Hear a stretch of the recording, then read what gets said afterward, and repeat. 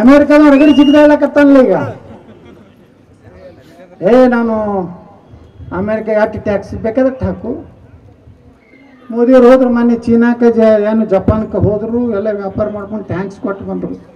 ಅಲ್ಲಿ ಮೊನ್ನೆ ಟ್ವೀಟ್ ಮಾಡ್ತಾನೆ ನಾವು ಅಮೇರಿಕಾ ಅಧ್ಯಕ್ಷ ಏನಂತೇಳಿ, Modi is my good friend.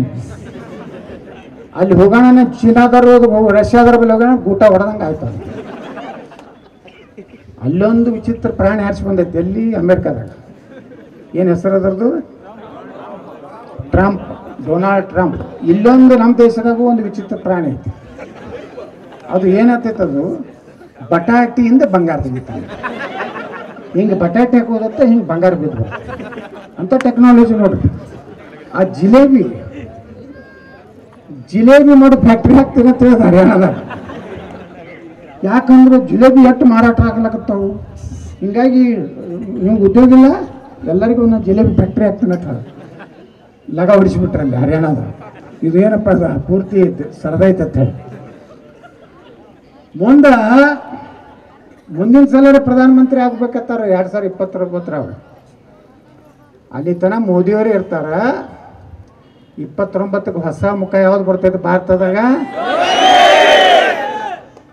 ಮುಂದೆ ಏನತ್ತಾರ ಗೊತ್ತೈತೆ, ಮೋದಿ ಏನ ಚಲೋ ರೀ, ತೀರಾ ಖತರ್ನಾಕ್ ಬಂದಲ್ಲ ಯೋಗಿ. ಅದ ಮೋದಿಯವರು ಸಮಾಧಾನದಿಂದ ಹೇಳ್ತಾರೆ, ಮೋದಿಯವರು ಸಬ್ಕಾ ಸಾಥ್ ಸಬ್ಕಾ ವಿಕಾಸ್ ಸಬ್ಕಾ ಪ್ರಯಾಸ ಅಂತ ಹೇಳ್ತಾರೆ. ಯೋಗಿ ಬಂದಂದ್ರೆ ಹಿಂದೂओं के विकास,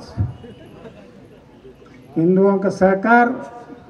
ಯಾರು ನಮ್ಮ ದೇಶದ ಬಗ್ಗೆ ಭಕ್ತಿ ಇರ್ತದೆ ಅವರು ಇಲ್ಕಂದ್ರೆ ಹೋಗ್ರಪ್ಪ ಮಕ್ಕಳೇ, ನಿಮ್ಗೆ ಅವು ಗಾಂಧಿನವರು ಕೊಟ್ಟಾರಲ್ಲ, ಅದು ಏನು ಕೊಟ್ಟಾರಲ್ಲ ಪಾಕಿಸ್ತಾನ, ಹೋಗ್ರಿ.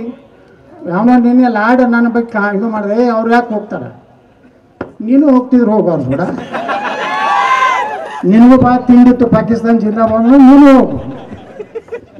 ಛತ್ರಪತಿ ಶಿವಾಜಿ ಮಹಾರಾಜರ ಸಮಾಜನ ಹುಟ್ಟಿ ಹಿಂಗೆ ಮಾತಾಡ್ತಾರೆ ಕೆಲವು. ಹಂಗೆ ನಮ್ಮ ಸಂತೋಷ್ ಲಾಡ್ ಅವರು ಪಾಕಿಸ್ತಾನಕ್ಕೆ ಹೆಂಗೆ ಹೋಗ್ತಾರೆ ನೋಡು. ನಾಳೆ 2028ಕ್ಕೆ ಬರ್ತೈತಿ. ಇರಬೇಕಾದ್ರೆ ನಮ್ಮ ಕಾನೂನು ಪ್ರಕಾರ ಇರಬೇಕು, ನಮ್ಮ ಸಂವಿಧಾನ ಪ್ರಕಾರ ಇರಬೇಕು. ಇಲ್ಲಾಂದ್ರೆ ಹೋಗ್ರಲ್ಲ, ಅಲ್ಲಿ ನಿಮಗೆ ಹೊಡೆದು ಕೊಟ್ಟ ನಮ್ಮ ಮುತ್ಯ ಗಾಂಧಿ ಮುತ್ಯ ಕೆಲಸ ಏನಿತ್ತು.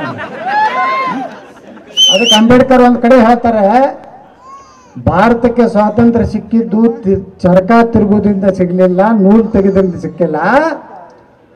ಭಾರತಕ್ಕೆ ಏನಾದರೂ ಸ್ವಾತಂತ್ರ್ಯ ಸಿಕ್ಕಿದ್ರೆ ನೇತಾಜಿ ಸುಭಾಷ್ ಚಂದ್ರ ಬೋಸರ ಬಂದೂಕಿನ ನಳಿಯಿಂದ ಸಿಕ್ಕಿದ.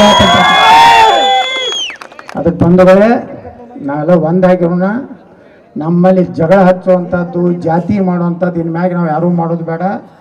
ನಮ್ಮ ಧರ್ಮಕ್ಕೆ ಏನಾರ ಅನ್ಯಾಯ ಬಂದಾಗ ಈಗ ನಾವೆಲ್ಲ ಹೆಂಗೆ ಒಂದಾಗಿವಲ್ಲ, ಮುಂದಿನ ದಿವಸಗಳಲ್ಲಿ ನಾವು ಇದೇ ರೀತಿ ಉಳಿದು ತೊಳ್ಕೊರಿ. ನಿಮ್ಗೆಲ್ಲ ರಿಪೋರ್ಟ್ ಹೋಗ್ತಾವೆ. ಪೊಲೀಸ್ ಯಾರಿಗೆ CM ಅವ್ರು ಮುಂಜಾನೆ 6ಕ್ಕೆ ಒಬ್ಬರು ADGP ಇಂಟಿರ್ತಾರೆ. ಮುಖ್ಯಮಂತ್ರಿ ಎದ್ದು ಕಾಟದಿಂದ ತಳಗಿಳಿದ ಮ್ಯಾಗ ಅವರೇ ಹೋಗಿ ಕೂತಿರ್ತಾರೆ ಮುಂದೆ. ರಾಯಚೂರಿನಾಗ ನಿನ್ನೆ ಯತ್ನಾಳ್ ಹೋಗಿದ್ರು, 8 ಜನ ಸೇರಿದ್ರು. ಇವ ಇಲ್ಲಿ ಹೋಗಿದ್ರು, ಅವ್ರು ಅಲ್ಲಿ ಹೋಗಿದ್ರು. ಈ ಊರು ಜಿಲ್ಲಾದ ಹಿಂಗೈತಿ ಎಲ್ಲ ರಿಪೋರ್ಟ್ ಕೊಟ್ಟ ಮ್ಯಾಗನೇ ಮುಖ್ಯಮಂತ್ರಿ ಜಳಕಕ್ಕೆ ಹೋಗ್ತಾರೆ. ಇದು ದಿನ ಹೋಗ್ಲಕತ್ತೈತೆ ರಿಪೋರ್ಟು. ಇಟ್ಟಕ್ಕೆ ಸುಧಾರಣೆ ಮಾಡಿಕೊಂಡ್ರೆ 28 ತನಕ ಉಳಿತಾರ. ಇಲ್ಲಕಂದ್ರೆ ಏನು DK ಶಿವಕುಮಾರ್ ಅಂತ ಮಾಡೋದಿಲ್ಲ, ಯಾರ್ದೇನು ತಿಳಿ ಕೊಡ್ಸೋವಾಗ. ಇದ್ರೆ ಸಿದ್ದರಾಮಯ್ಯ ಇರ್ತಾರೆ, ಇಲ್ಲಕಂದ್ರೆ ಡಿಸಾಲ್ವ್ ಮಾಡೇ ಹೋಗ್ತಾರೆ ನೋಡಕ್ಕೆ. ನಾಳೆ ಮಾರ್ಚ್ನಾಗ ಇಲೆಕ್ಷನ್ ಬಂದರೂ ಆಶ್ಚರ್ಯ ಇಲ್ಲ.